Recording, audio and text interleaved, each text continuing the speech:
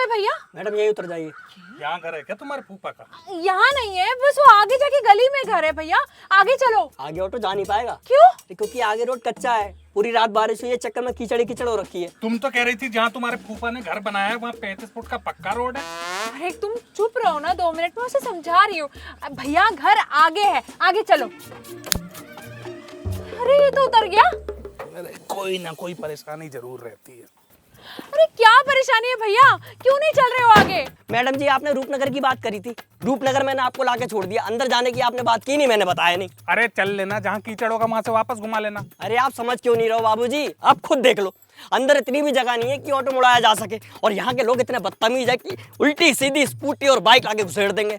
फिर आप ही देख लो, आपको कीचड़ में उतर के हाथ लगवाना पड़ेगा ऑटो में। अरे तुम तो ऐसे कह रहे हो जैसे तुम यहीं रहते हो। हाँ यही तो रहता हूँ मैं। तो ये ऑटो कहाँ रखता है? ऑटो खड़ा करता हूँ पार्किंग में। अब यहाँ लाके अपने गले में सांप थोड़ी लटकाना है मुझे। सुनो, अपने फूफा को फोन करो और बताओ कि हम यहाँ खड़े हैं, फिर वो कोई गाड़ी भेजेंगे, गाड़ी में बैठ के उनके घर तक चलते हैं। पूजा चल रही है उनके घर में, किसी को इतनी फुर्सत नहीं है कि कोई तुम्हें यहाँ पर लेने आएगा। अगर फुर्सत नहीं है ना मुझे ले जाने के लिए, तो मैं ऑटो में बैठ के वापस जाऊंगा स्टेशन और फिर घर। क्यों?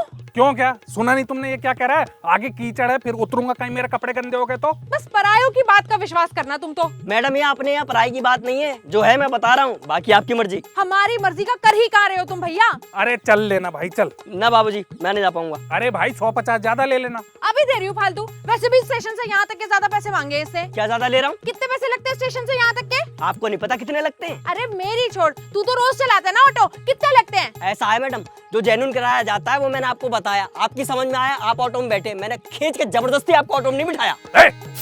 ज्यादा बोला तो टांग टांग रख के चीर दूंगा अभी। अच्छा, दोनों मिलके मेरे ऊपर चढ़ाई बोल रहे हो? चढ़ाई नहीं बोल रहे हैं, तेरी गलत भाषा पे तुझे डांट रहे हैं। क्या गलत बोला मैंने? कुछ गलत नहीं बोला तूने। ना बताओ ना क्या गलत बोला मैंने। अरे क्यों इतनी बात खींच रहा है? अगर चलना है तो चल, नहीं तो वापस जा यहाँ से। हाँ तो वो तो मैं कह ही रहा हूँ, लाओ मेरे पैसे दो, मैं जाऊँ। पैसे दे दूंगी, लेकिन 50 रुपए काटूंगी। काय बात के काटूंगा 50 रुपए? तूने मेरे को फूफा के घर के आगे छोड़ा। ऐसा है मैडम, फूफा होंगे आपके, मेरे नहीं है। मेरी जो ड्यूटी थी मैंने निभा दी, उसके जो बनते हैं मुझे दे दो। नहीं दोगे, डराओगे या धमकाओगे तो 100 नंबर लगाऊंगा, पुलिस बुलवा लूंगा। धमकी दे रहा है तू हमें? वाह, उल्टा चोर कोतवाल को डांटे। धमकी मैं दे रहा हूँ कि तुम लोग दे रहे हो?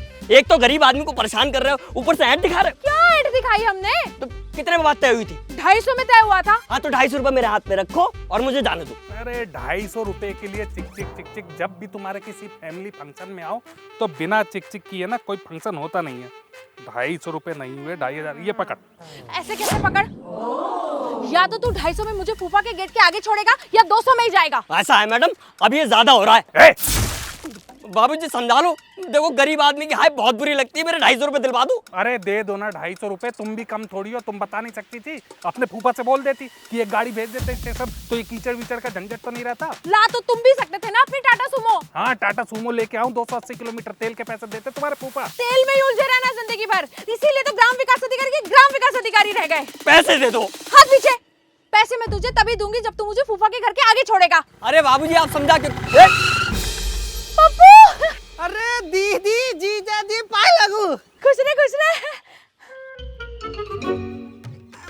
फूफा जी है वो, क्या है कि बाजार जा रहे थे नारियल खरीदने के लिए, पार फिसल गया बीच में, इन्हीं का नारियल है फूट गया। अब टेंशन मत लीजिए, हम इनको हॉस्पिटल लेके जा रहे हैं और फटाक से हॉस्पिटल से यहाँ आएंगे। तब तक आप एक काम करिए, जीजा जी को लेके जाइए घर पे, गरम गरम कचौड़ी बना हुआ इनको खिलाइए, है ना। देख कर यार बाजू है तो इमरजेंसी है, दिख नहीं रहा है का? मामला बहुत इमरजेंसी है।